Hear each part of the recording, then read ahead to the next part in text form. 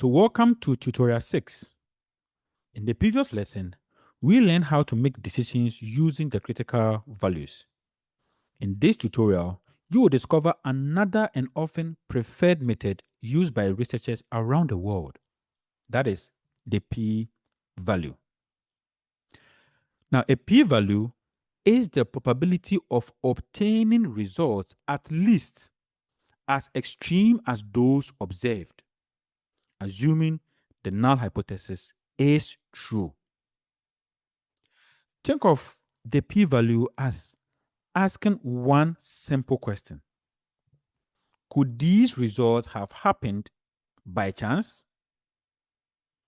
A very small p-value suggests that chance alone is unlikely. So let's compare between a small and a large p-value.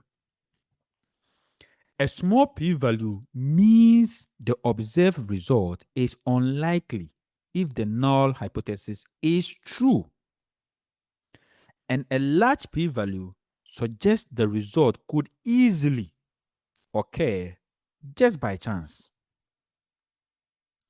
So the decision is very simple. Compare the p-value with alpha. If the p-value is smaller than alpha, then reject the null hypothesis. Otherwise, fail to reject it. So once you have calculated the p-value, compare it with your chosen significance level or the alpha. Now, this single comparison determines your statistical decision. Let's use examples to better understand this. Over here, the p-value is 0.02, which is smaller than 0.05. Therefore, we reject the null hypothesis and conclude there is statistically significant evidence. All right. Now, in this example, the p-value is greater than 0.05. Therefore, we do not have enough evidence to reject the null hypothesis. All right. Now, over here, because the p-value is only 0.01, the result is statistically significant. So researchers reject the null hypothesis and conclude that the drug lowers blood pressure. Over here, the p-value is much larger than 0.05.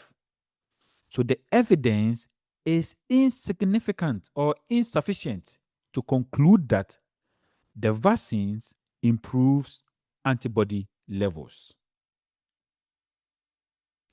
Here are some few common misconceptions. A p-value never proves that the null hypothesis is true or false. It simply tells us how consistent our data are with the null hypothesis.